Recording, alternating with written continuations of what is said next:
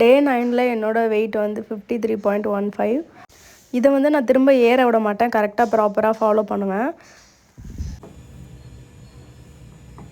காலையில் எழுந்தோடனே என்னோடய weight check பண்ணி பார்த்தேன். 53.15 வந்தது. Not bad. நேற்று வந்து நான் கண்டிஷன் சொல்லிட்டேன் என்னன்னு.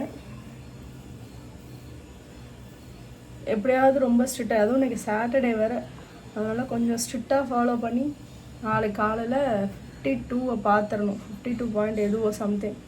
மார்னிங் பிரேக்ஃபாஸ்ட்டும் ஆஃப்டர்நூன் மட்டும்தான் சாப்பிட போகிறேன். ஈவினிங் வந்து உங்களுக்காக தான் நான் சாப்பிட்றேன். ஆக்சுவலாக எனக்கு வந்து பசிக்க மாட்டேங்குது. ஏன்னா ரெகுலராகவே மார்னிங்கும் ஆஃப்டர்நூன் மட்டும் சாப்பிட்டு பழகிட்டேனா, அதனால் பசிக்க மாட்டேங்குது. இன்றைக்கி வந்து ஈவினிங் சாப்பிட மாட்டேன்னா எனக்கு பசிக்காது. பசிச்சா சாப்பிட்ருவேன் ஏதாவது. லைட்டாக ஆயில் வச்சுக்கிறேன். இந்த வெயிட் லாஸ் சேலஞ்சில் முக்கியமாக நம்ம ஃபேஸ் பண்ணுற விஷயம் என்னென்னு பார்த்திங்கன்னா ஹேர் ஃபால், ஸ்கின் டேமேஜ், இதெல்லாம் வந்து நம்ம ஃபேஸ் பண்ணுவோம், கம்பல்சரி ஃபேஸ் பண்ணுவோம். ஹேர் வாஷ் ப்ராப்பராக பண்ணாலும் ஹேர் ஃபால் கண்டிப்பாக இருக்கும். ரெகுலராக ஒன்று ஃபாலோ பண்ணுவோன்னு இருக்கும்ல, ரெகுலராக இந்த ரொட்டீன் தான் ஃபாலோ பண்ணுவோன்ட்டு.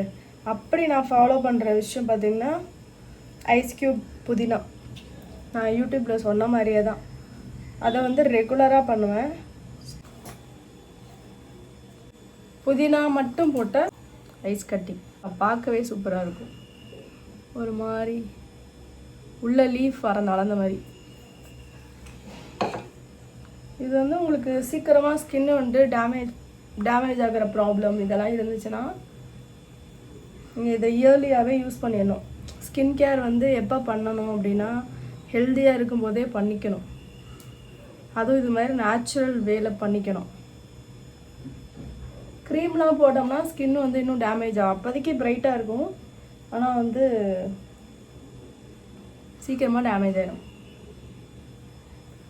இது நீங்கள் யோசிக்கலாம், நீ மசாஜ் ரோல் வாங்கிக்கலாம்ல அப்படின்ட்டு. அந்த ரோலர் வாங்கி வச்சதை வந்து பிச்சுட்டானுங்க பசங்க. இன்னொன்று ஆர்டர் பண்ணணும், அது வரைக்கும் இப்படி அட்ஜஸ்ட் பண்ண வேண்டியதான்.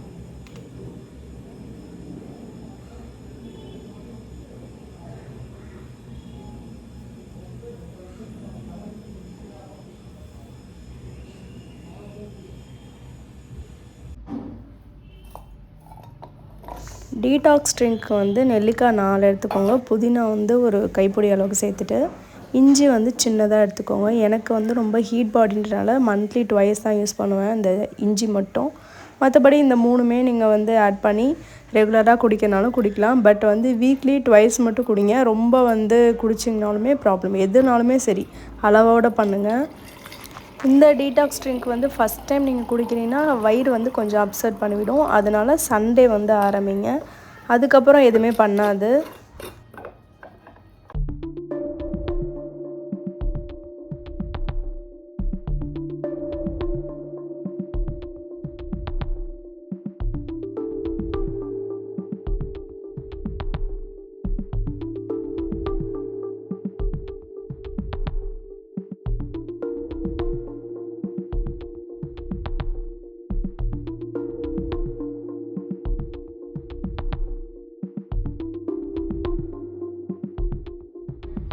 மார்னிங் பிரேக்ஃபாஸ்ட்டுக்கு வந்து நான் தக்காளி, வெங்காயம், பூண்டு, ஒரே ஒரு வரமிளகா, கொஞ்சமாக புளி, உப்பு போட்டு அரைச்சி சிம்பிளாக தாளிப்பு கொடுக்க போகிறேன். எனக்கு தேவையான தக்காளி சட்னி. ஸோ இது ராகிக்கு வந்து பார்த்திங்கன்னா சுள்ளுன்னு இருந்தால் தான் நல்லாயிருக்கும். அதனால் அதில் ஒரே ஒரு பச்சை மிளகாவும் வெங்காயமும் அதில் வந்து கட் பண்ணி போட்டுட்டு இது மாதிரி அடை தோசை மாதிரி போட்டிருக்கேன். இது வந்து பார்க்க உங்களுக்கு சிம்பிளாக இருக்கும், டக்குன்னு முடிஞ்சிடும். ஏன்னா நம்மளுக்கு வந்து ஈஸியாக நம்மளுக்குன்னு ரெடி பண்ணுற மாதிரி இருக்கணும் இல்லையா, அதனால் நான் அப்படி செஞ்சுருக்கேன். சப்போஸ் நீங்கள் தோசை மாதிரி போட்டிங்கன்னு வைங்களேன், அதை பெரட்ட முடியாது. இந்த சின்னதாக போட்டனால ஓரளவுக்கு வந்து தோசை மாதிரி வந்திருக்கு. ஸோ இந்த அடை பார்த்திங்கன்னா உங்களுக்கு சாப்பிட்றதுக்கு சூப்பராக இருக்கும் இந்த தக்காளி சட்னியோட. புலாவ் செய்கிறதுக்கு ஒரு 2 வெங்காயம் வதக்கிக்கிட்டு இருக்கேன். இஞ்சி பூண்டு பேஸ்ட் வந்து தட்டி இடித்து சேர்த்து வச்சுருக்கேன். அது ரெண்டையுமே நல்லா வதக்கிக்கிட்டு இருக்கேன். எண்ணெய் வந்து கரெக்டாக ஒரு 1/2 ஸ்பூன் தான் சேர்த்துருப்பேன், அதனால் வதங்கிறது கஷ்டமாக இருந்துச்சு.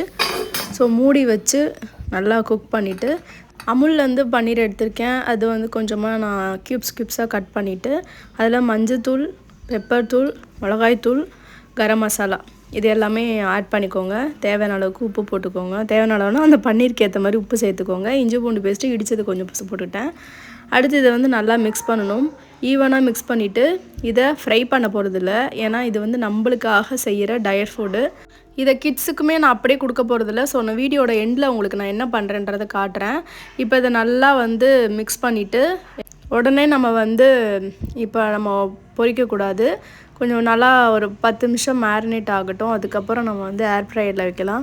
சப்போஸ் ஏர் ஃப்ரையர் இல்லாதவங்க என்ன பண்ணுறீங்கன்னா இட்லி பாத்திரத்தில் வச்சு வேக வச்சுக்கோங்க. ஸோ டயட் ஃபுட்டுக்கு ஏற்ற மாதிரி தான் நான் சொல்ல முடியும். நீங்கள் லைட்டாக ஆயில் சேர்த்துக்கனால அது உங்களுடைய விருப்பம். கொஞ்சம் நான் ஸ்ட்ரிக்டாக ஃபாலோ பண்ணுறதுனால இது மாதிரி பண்ணிகிட்ருக்கேன். இப்போது அந்த ஏர் ஃப்ரையரில் இதை கொஞ்சம் கொஞ்சமாக போடுவோம்.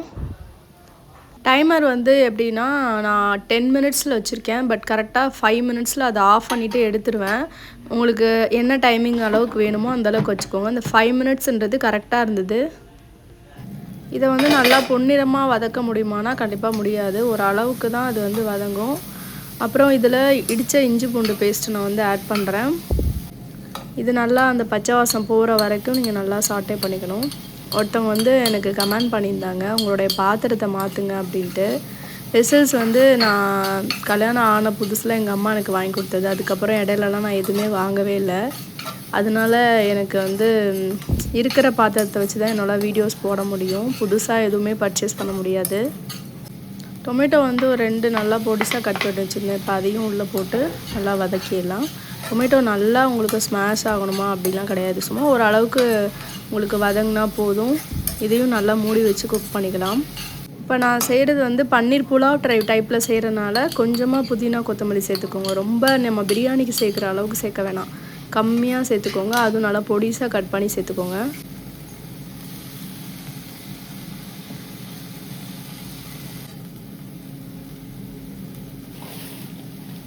காரத்துக்கு நம்ம எதுவுமே சேர்க்காதனால 2 பச்சை மிளகா முழுசாக அப்படியே சேர்த்துருக்கேன் நான்.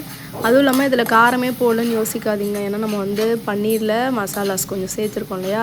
ஸோ அதுவுமே உங்களுக்கு கரெக்டாக இருக்கும். இப்போ நான் சாப்பிட்டதுக்கப்புறம் உங்களுக்கு அந்த வாய்ஸ் ஓவர் கொடுத்துட்ருக்கேன். அதனால் சொல்கிறேன். கரெக்டாக இருந்துச்சு சாப்பிட்றதுக்கு. இதுவே தேங்காய் பால் ஊற்றி செய்கிறதா இருந்தால் ஆப்ஷனல் தான். நீங்கள் தேங்காய் பால் ஊற்றி கூட செய்யலாம். பட் இன்றைக்கி வந்து நான் மார்னிங் வந்து இடியாப்பம் செஞ்சிருந்தனால இதில் தேங்காய் பால் ஊற்றலை. புலாவ் வந்து நல்லா சாஃப்டாக இருக்கிறதுக்காக நான் கொஞ்சமாக கர்ட் யூஸ் பண்ணுறேன். பிரியாணிக்கு சேர்க்குற எல்லாமே சேர்க்கணும். பட் அளவு கம்மியாக சேர்க்கணும். அதுதான் புலாவ். ஸோ வந்து இப்போ தயிர் சேர்த்ததுக்கப்புறம் அது நல்லா சாஃப்டாகிடும். உங்களுக்கு வதங்கிறதுக்கும் ஈஸியாக இருக்கும். 1 டம்ளர் அரிசி பாஸ்மதி எடுத்திருக்கேன். ஸோ அதை 20 மினிட்ஸ் ஊற வச்சு வடிகட்டி வச்சுட்டேன். இப்போ அதுக்கு 2 டம்ளர் தண்ணி ஊற்றிருக்கேன். இது நல்லா கொதித்து வரட்டும். ஃப்ளேவர்ஃபுல்லாக இருக்கிறதுக்காக லெமன் ஜூஸ் கொஞ்சமாக ஆட் பண்ணிக்கலாம். நல்லா தண்ணி கொதிக்க ஆரம்பிச்சிருச்சு. இப்போ வந்து நம்ம ரைஸ் போட்டுடலாம்.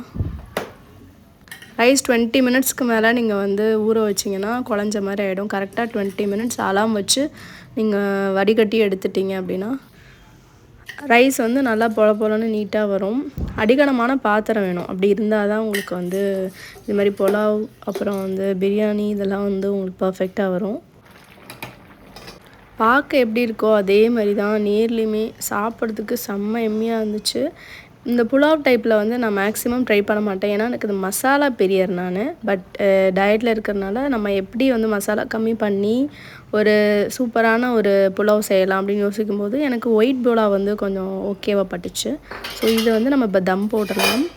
தம் போடுறதுக்கு வந்து மேலே ஒரு பிளேட் வச்சு அதுக்கு மேலே அந்த இடிகள் இருக்குல்ல அது தூக்கி வச்சிடலாம். அவ்வளோதான். ஆஃப்டர் 10 மினிட்ஸ் கரெக்டாக தம்மில் விட்டுட்டு எடுத்து ஓப்பன் பண்ணி பார்த்தா வேறு லெவலில் இருந்துச்சு புலாவ். அதுக்கு முன்னாடி வந்து பார்த்திங்கன்னா இந்த க்ரீன் எக் கறி செய்கிறேன். க்ரீன் எக் கறி வந்து எப்படி செய்யணுன்றதை நான் வீடியோவில் கவர் பண்ணல. இது வந்து குழந்தைங்களுக்காக நல்லா நல்லெண்ணெய் போட்டு நல்லா தாராளமாகவே பண்ணியிருக்கேன். அதனால தான் நான் அதை கவர் பண்ணல. ஸோ இதுவுமே இதோட காம்போ செம்ம டேஸ்ட்டாக வந்துருந்துச்சு. நான் வந்து எக்கும் கொஞ்சமாக மசாலா மட்டும் எடுத்துக்கிட்டேன்.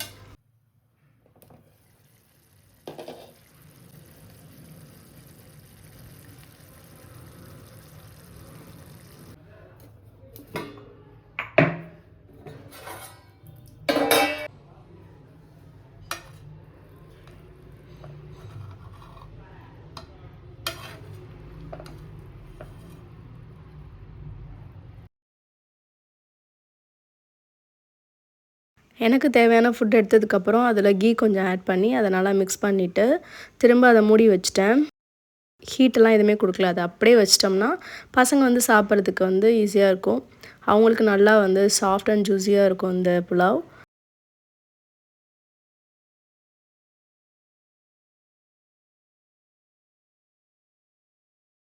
இன்றைக்கி நான் காட்டியிருக்கிறது வந்து நம்ம வீக்லி ஒன் டே நம்மளுக்குன்னு ஸ்பெஷலாக ஏதாவது வேணும், இது மாதிரி சாப்பிட்ணுன்னு டெம்ப்ட் ஆகிற டைமில் இப்படி நீங்கள் குக் பண்ணிக்கலாம்.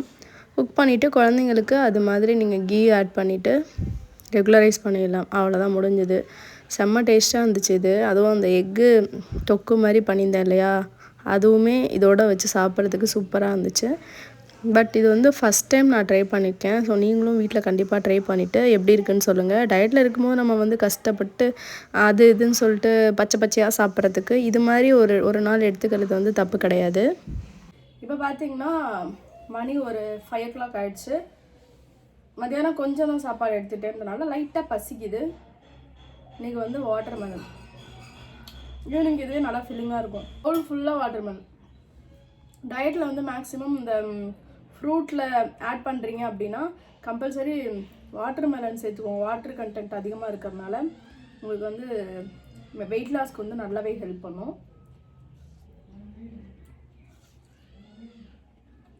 கூட சேர்ந்து யாராவது ஃபாலோ பண்ணுறீங்கன்னா ரெட் ஹார்ட் போடுங்க, நானும் ஃபாலோ பண்ணுறேன் அப்படின்னு நான் தெரிஞ்சுக்கிறேன் எத்தனை பேர் இந்த வீடியோஸ் பார்த்து வெயிட் லாஸ் பண்ணுறீங்க அப்படின்னு சொல்லிட்டு. நான் ஈவினிங் சாப்பிட்லன்றனால நீங்களும் சாப்பிடாமல் இருக்காதீங்க. பசிச்சா சாப்பிடுங்க, பசிக்கலன்னா சாப்பிடாதீங்க. ஃப்ரூட்ஸ் எதாவது எடுத்துகிட்டு விட்டுருங்க. ஃபாஸ்ட்டாக வெயிட் லாஸ் ஆகணும் அப்படின்னா. லைட்டாக கேர் ஆச்சு அப்படின்னா பாதாம் வந்து ஊற வச்சு ஃப்ரிட்ஜில் வச்சுருங்க.